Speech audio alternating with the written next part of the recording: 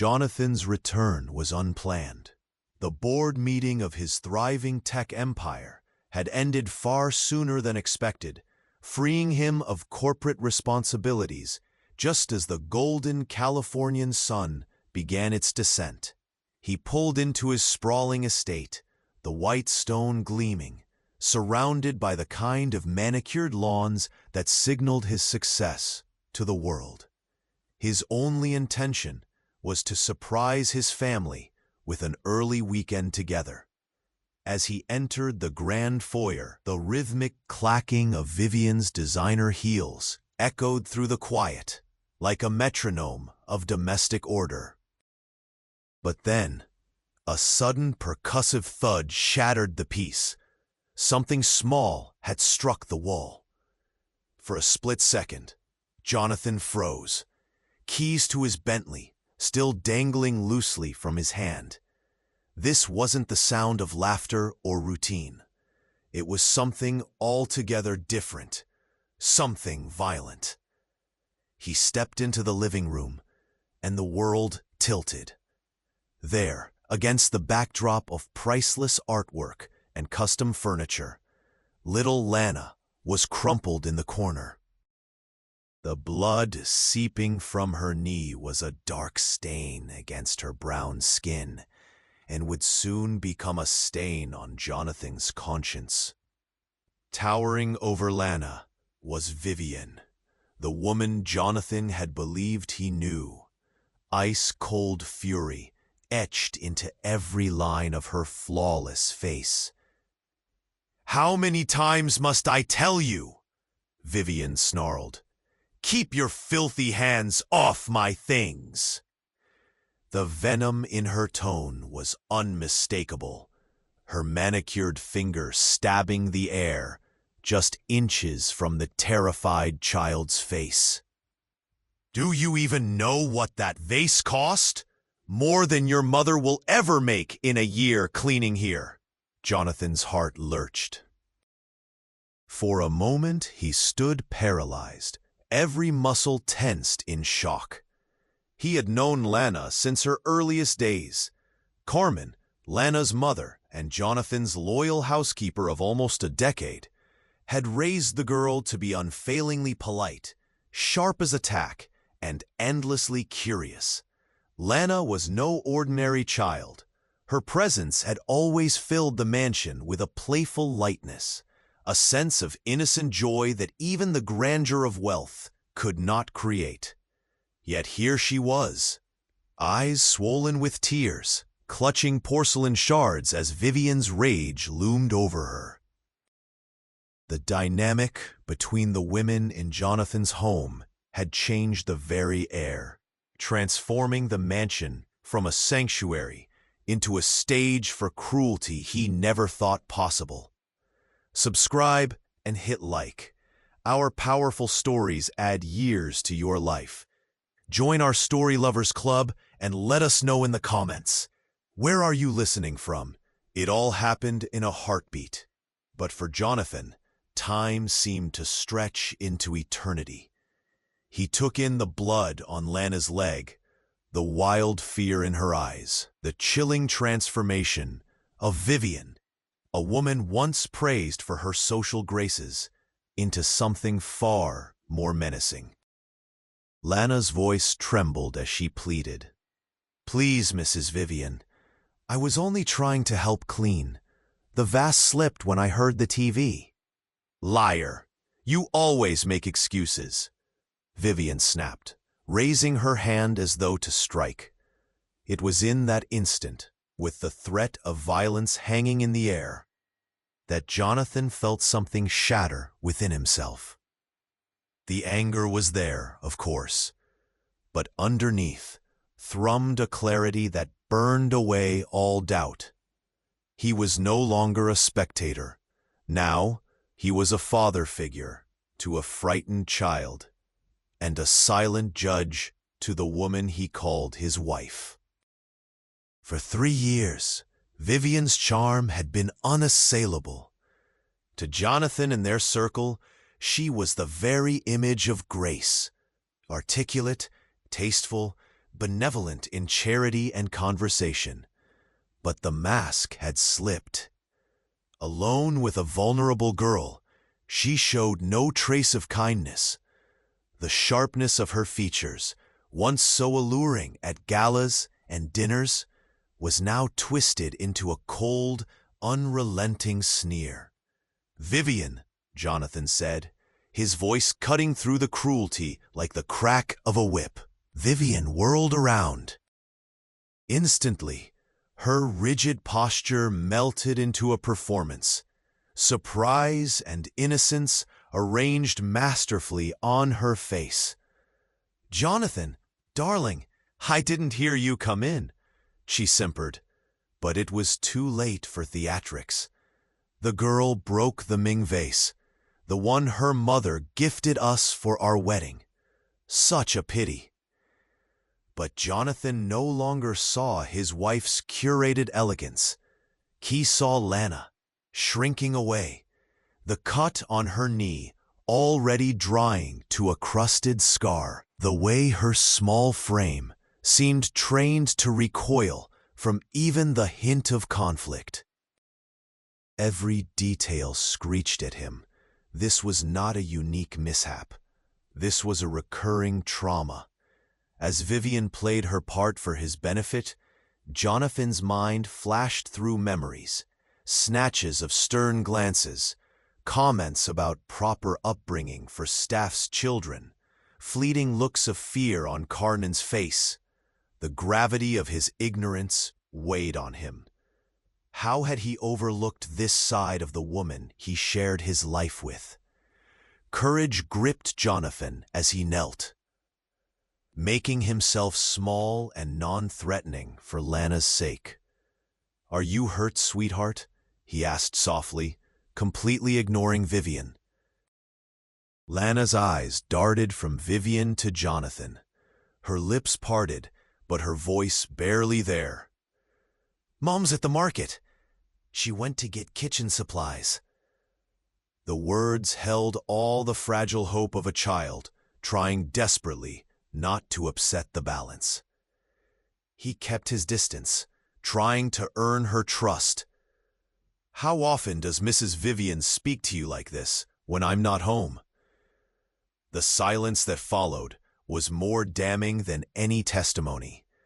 Lana's face tightened, her gaze falling to the floor. Vivian shifted defensively, clearing her throat. "Jonathan, you're overreacting," she scoffed. "Children need rules." It was an accident, nothing more. But Jonathan saw it in Lana's posture. The stiffness of someone accustomed to danger, the caution in every gesture.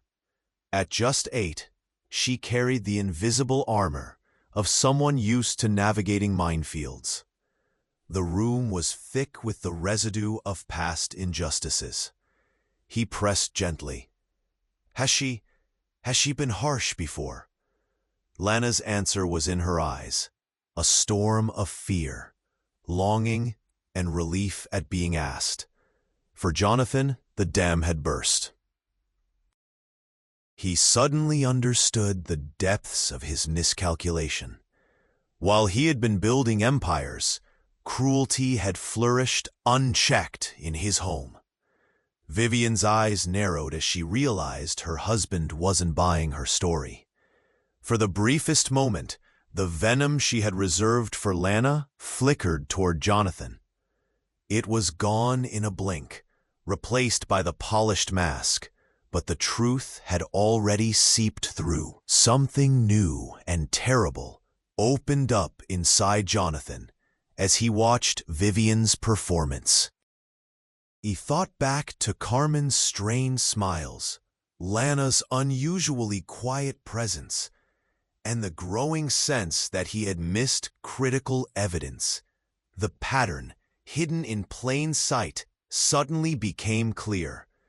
In those 3 years, his trust had not just been misplaced, it had been weaponized. Vivian's sweet voice filled the room. "Jonathan, darling, I just want order in our home." Someone has to teach her responsibility, or she'll grow up like so many others, undisciplined, entitled. Jonathan noticed, for the first time, the way she spat out their children. The contempt was palpable, and Jonathan marveled bitterly at the blindness of privilege. How could he have missed this? He crouched down again to Lana's level. "Tell me exactly what happened, Lana. No one is angry, I promise." Lana wiped a tear, trembling. "I was helping clean the living room, like I always do. Then something loud came from the TV, and I got scared. When I moved, my arm hit the vase." Vivian interrupted sharply, her voice slicing.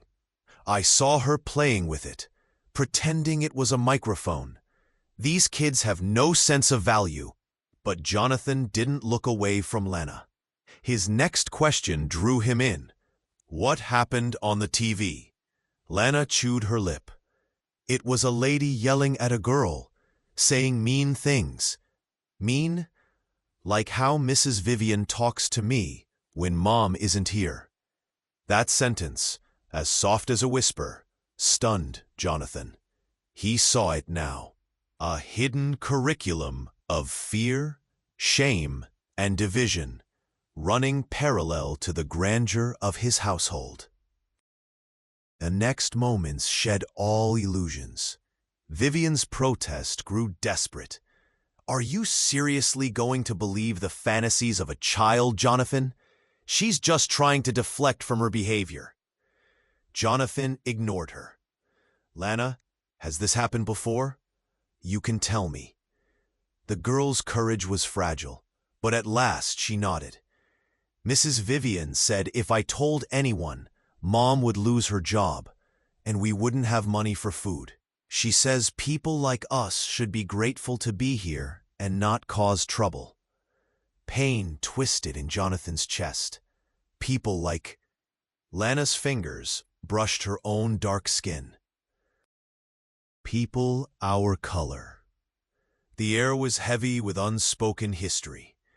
Vivian's face, drained of its practiced nicety, sharpened into something cold and combative.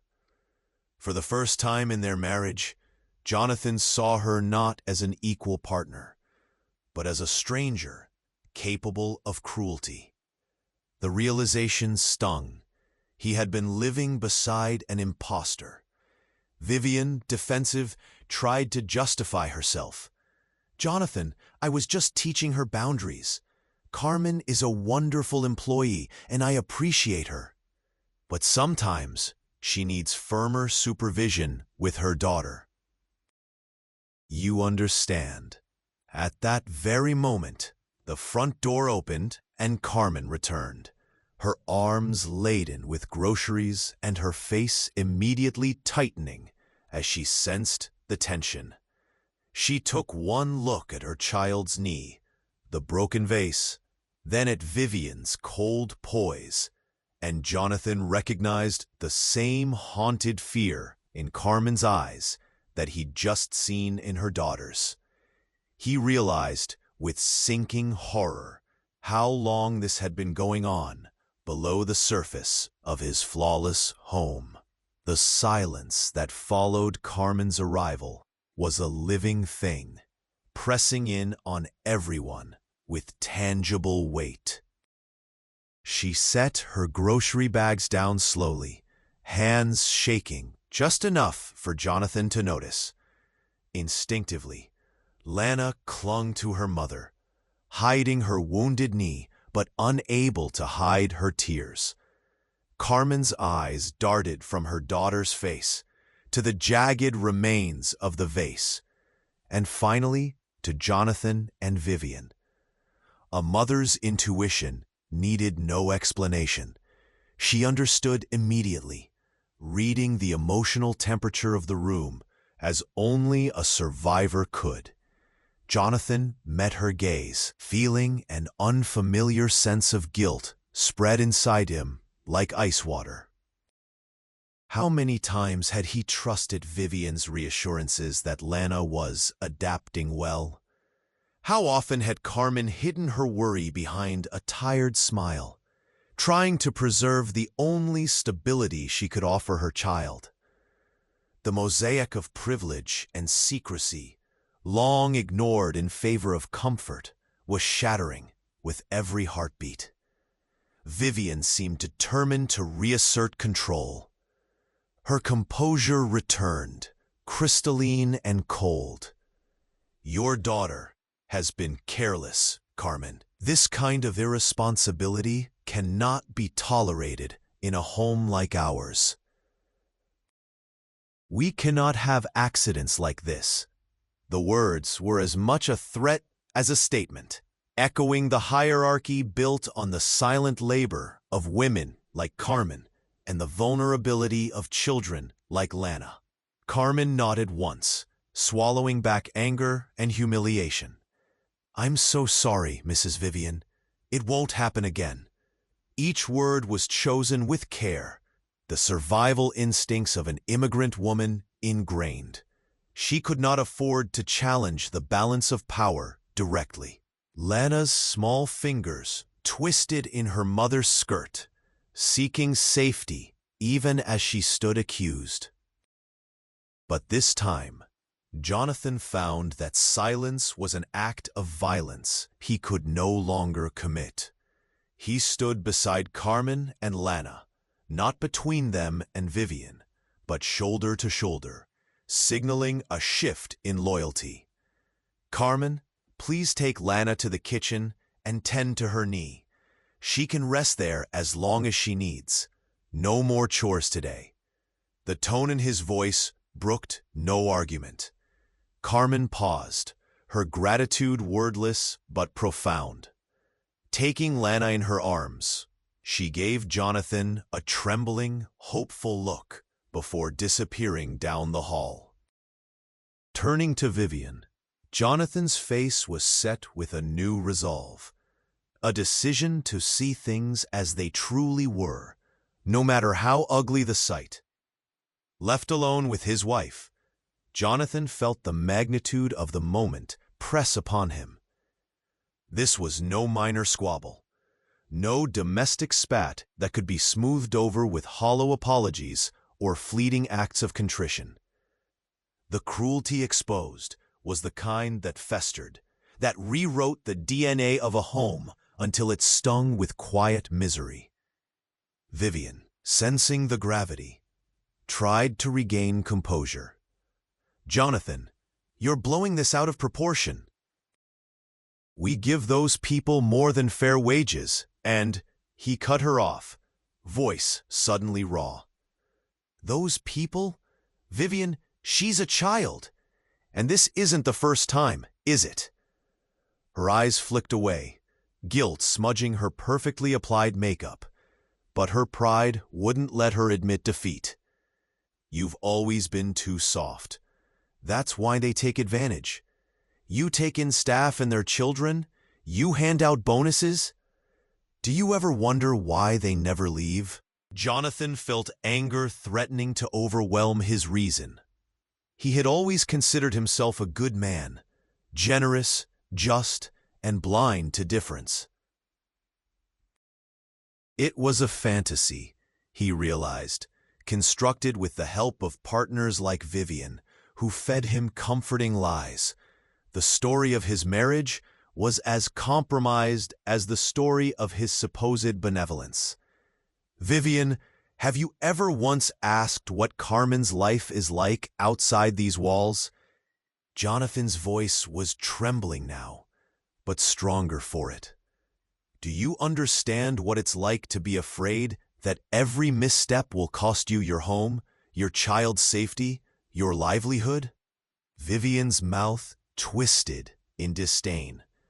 "We're their employers, Jonathan, not their saviors." That one sentence told him everything he needed to know. The illusion was gone. News of the confrontation did not take long to ripple through the household. Maria, the cook, appeared at the kitchen doorway when she saw Carmen's red eyes and Lana's bandaged knee. Even the gardener, Anthony, paused his pruning when Lana's quiet sobs drifted out the open windows. For years, the staff had learned to move in the shadows, their presence felt but never acknowledged by the home's owners, except for Jonathan, who had always given them extra in the envelope at Christmas, and the odd smile when no one was looking. In the kitchen, Carmen sat Lana down and dressed her wound with gentle, practiced hands. She murmured words in Spanish, soothing her child's fears, erasing the lines left by Vivian's scorn. Lana's breathing slowed, but the damage was done. Carmen glanced toward the living room, unsure if waiting for Jonathan's promise of safety was hope or foolishness. Back in the living room, Jonathan paced. The afternoon light, once a golden promise, now seemed harsh and interrogative. Every surface gleamed with accusation. How long had Lana been crying in corners? How many times had Carmen swallowed humiliation to save her daughter? How often had Jonathan let Vivian's version of events lull him into apathy? His phone buzzed. The board wanted an answer about next week's merger. He let the screen darken. His business could wait. This, his home, his family, and the reckoning of privilege, could not. Vivian remained unmoved. "You're going soft, Jonathan," she hissed. "You always do. One incident, and you're ready to rewrite everything. You worry so much about appearances, but what about loyalty? What about the order that keeps this house running?" He looked her straight in the eyes. "What about kindness? What about decency? What about making sure no child is afraid to live in our home?" Vivian stared him down. But for the first time, Jonathan saw the emptiness behind her eyes.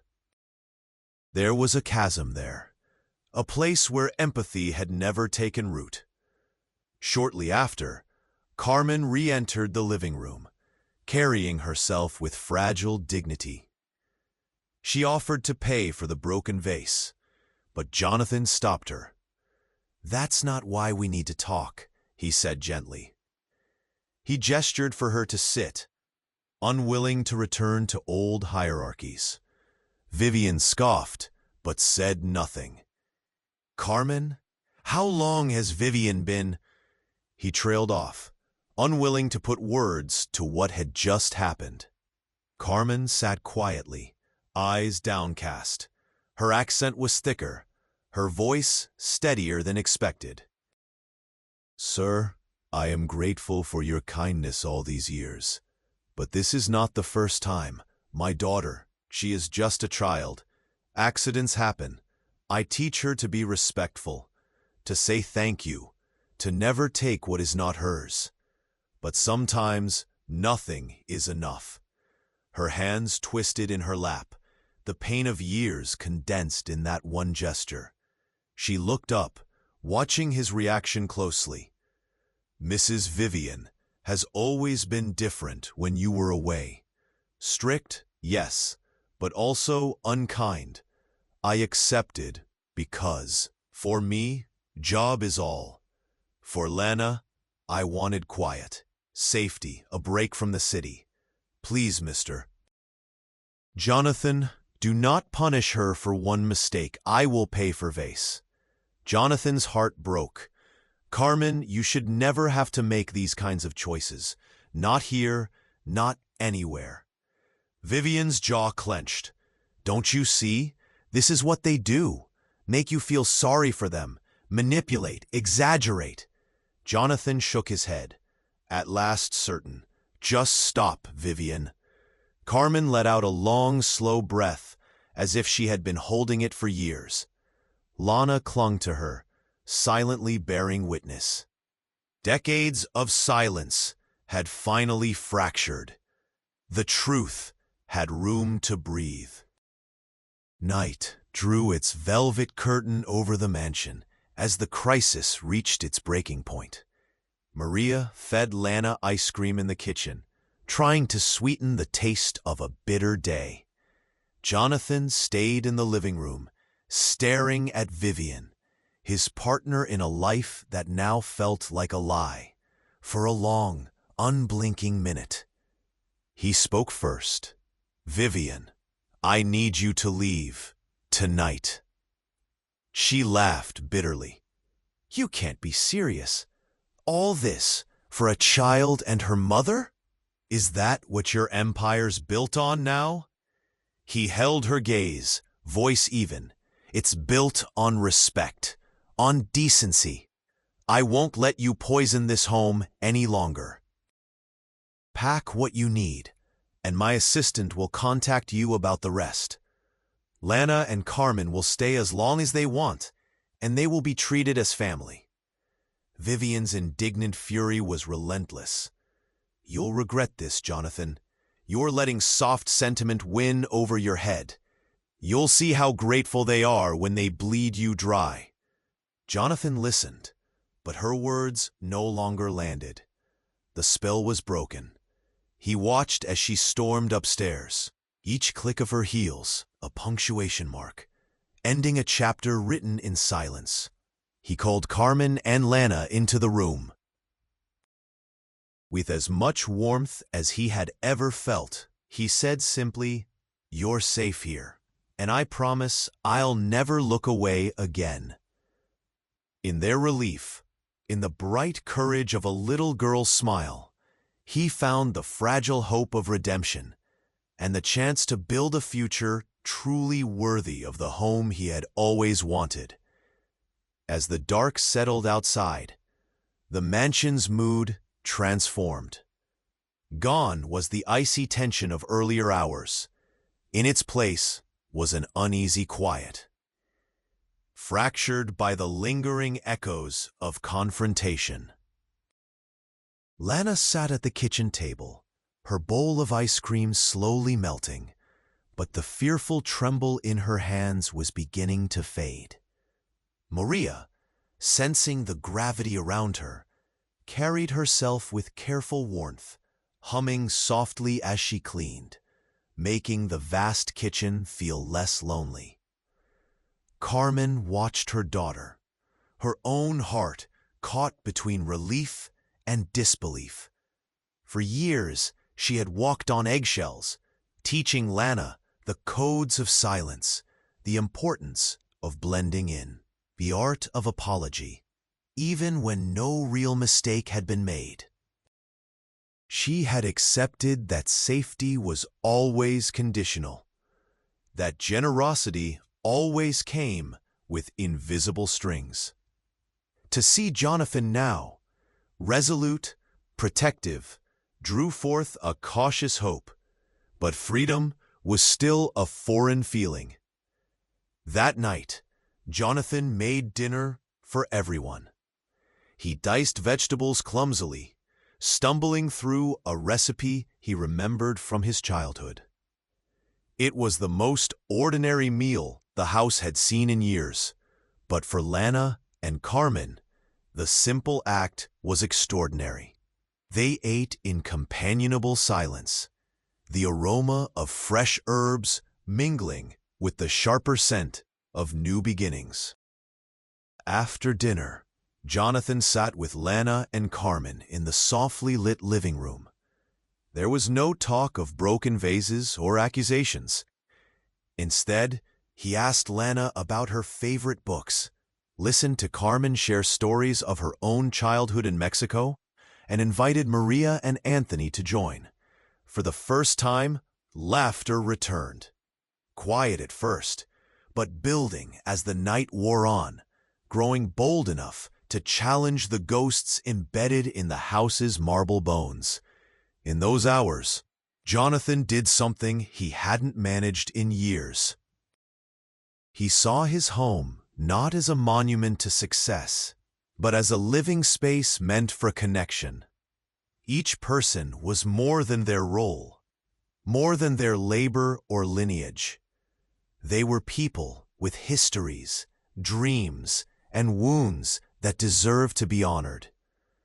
After everyone had gone to bed, Jonathan found himself alone in his office, surrounded by the trophies of his life, photos of galas, awards from his company, glossy magazine covers bearing his smile. For years, he had measured worth in stock options, philanthropic donations, and the praise of the social elite. Now every image felt hollow. He scrolled through his phone, thinking about the times Vivian had charmed their guests with talk of charity and good works, or subtly reminded him of their responsibility to those less fortunate. All the high-minded philanthropy was window dressing, masking the rot that had spread right beneath their expensive roof.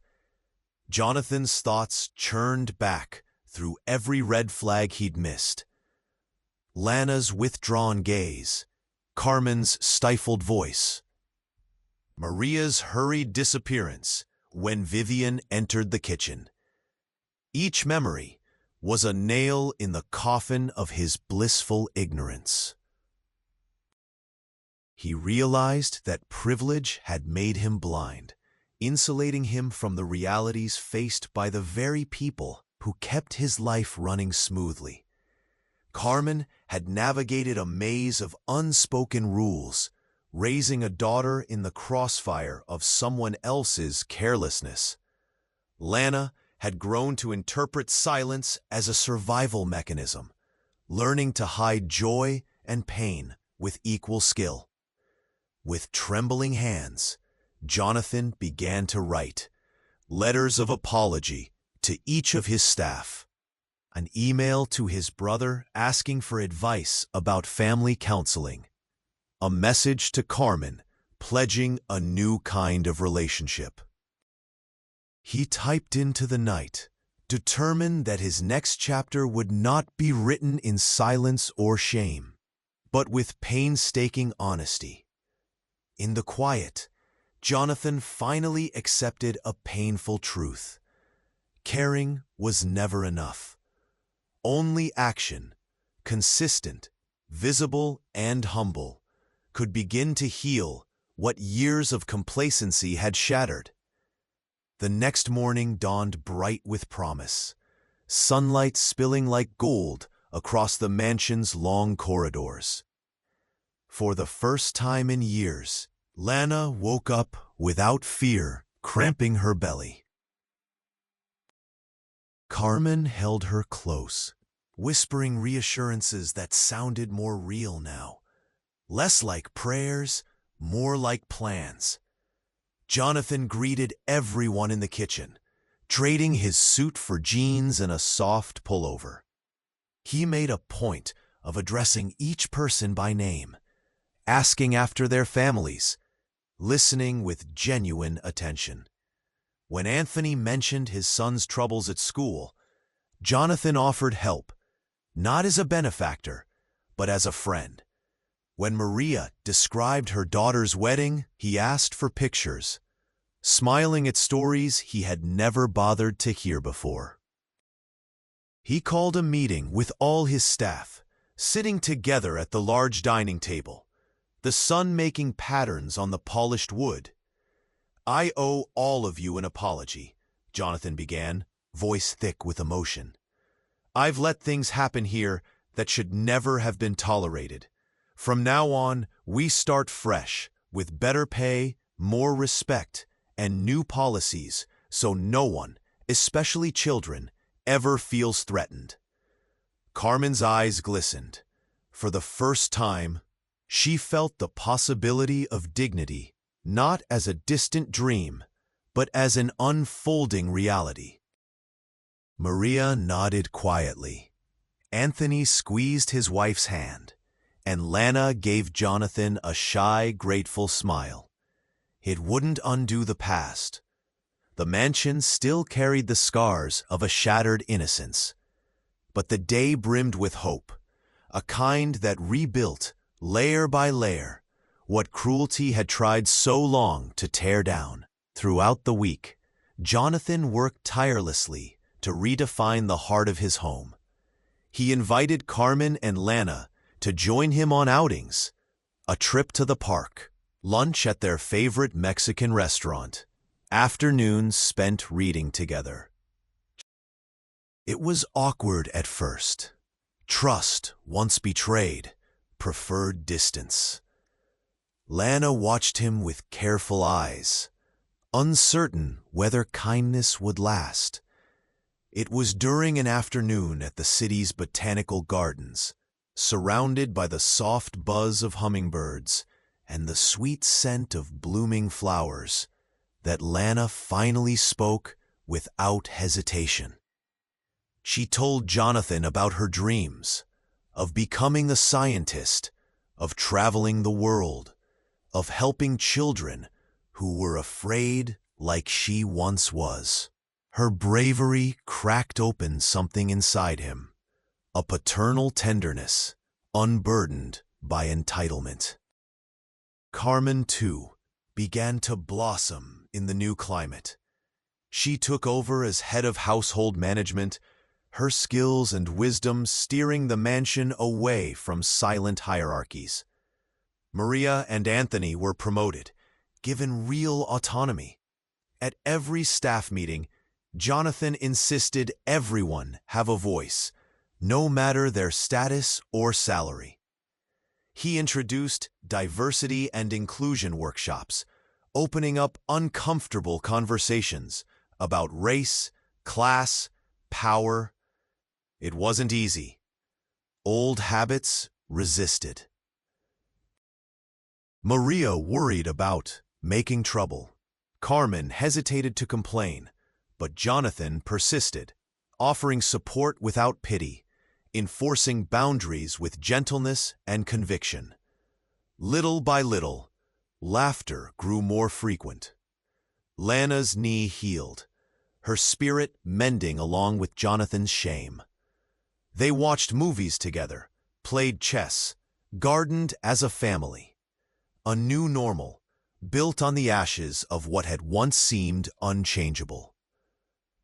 Over time, the house became a gathering place, not just for its residents, but for friends and neighbors. Carmen invited her sister and nephews for Sunday dinner. Maria taught a cooking class in the renovated kitchen. Anthony hosted barbecues in the yard, bringing laughter and stories from people who once felt invisible. Jonathan's friends noticed the shift in him. Some were skeptical, fearing scandal or gossip. But Jonathan stood firm, defending his choices and challenging his peers to see the value in connection over convenience. He started a foundation supporting immigrant families, inspired by Carmen's resilience and Lana's courage. Vivian, meanwhile, faded from their lives, a storm replaced by sunshine. News of her departure sparked curiosity, but Jonathan declined to gossip. He focused instead on building a legacy grounded in love and respect, welcoming differences, listening deeply to pain, and celebrating every victory, no matter how small. Lana thrived at school, winning awards for her essays and experiments. Carmen's confidence grew, influencing even the wider community, as she became a leader among local women. The mansion was no longer a fortress. Now it was a beacon, shining brightly with the promise that, given space and care, any wound could begin to heal. As the seasons turned, the mansion's rhythms began to hum with new energy. The calendar brimmed with dates, not black tie events, but family movie nights, pizza parties, and impromptu concerts in the living room, where laughter echoed from gilded ceilings. Joy was no longer a performance, but something spontaneous and shared, bursting forth in stories, music, and games that made everyone feel welcome. On the anniversary of Lana and Carmen's arrival in the house, Jonathan threw a party, walls decked with vibrant streamers and piñatas, the menu brimming with homemade dishes inspired by Carmen's childhood memories and Maria's family recipes. Friends, staff, and neighbors mingled without boundaries, distinctions of status or background melting away in the warmth of genuine camaraderie. That evening, as Lana led a chorus of children singing, their voices high and hopeful, Jonathan stood back and realized the transformation. This house, once a monument to wealth and order, was now a canvas of laughter and inclusion. The shift had been gradual, and at times fraught with awkwardness and hard conversations. But each moment was a brushstroke in a portrait of healing. Lana beamed, surrounded by friends who saw her light, not her difference. Carmen, tears in her eyes, hugged Jonathan, finally able to believe that home could mean more than just shelter. It could mean belonging. Maria and Anthony danced in the garden, their families cutting across shadows once cast by fear. Every tradition made together became a story told anew, laying down roots for a legacy of empathy and unity. In the months that followed, Jonathan's personal and professional lives became deeply intertwined. Inspired by Carmen, Lana, and the rest of his chosen family, he shifted the mission of his company. Internal programs celebrated diversity and equity. Scholarships were created for staff families, and company events prioritized accessibility and genuine inclusion. He became a mentor to young entrepreneurs from marginalized communities, seeing in their hunger and hope echoes of Lana's aspirations. Each story of triumph and struggle sharpened his sense of responsibility. Jonathan gave lectures around the city, often inviting Carmen to share her journey. Her wisdom held the room in respectful silence, her voice steady and clear as she spoke of perseverance and dignity. At home, the atmosphere bloomed. With Vivian's departure, negativity lost its grip and kindness flourished. Small acts added up: tutoring Lana, late-night talks with Maria about her dreams for her children, working with Anthony to create a garden where everyone contributed.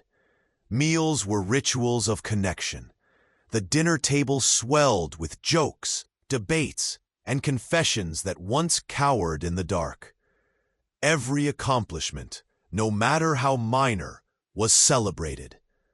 The community learned to measure success not by perfection, but by the willingness to start again each day with greater honesty and compassion.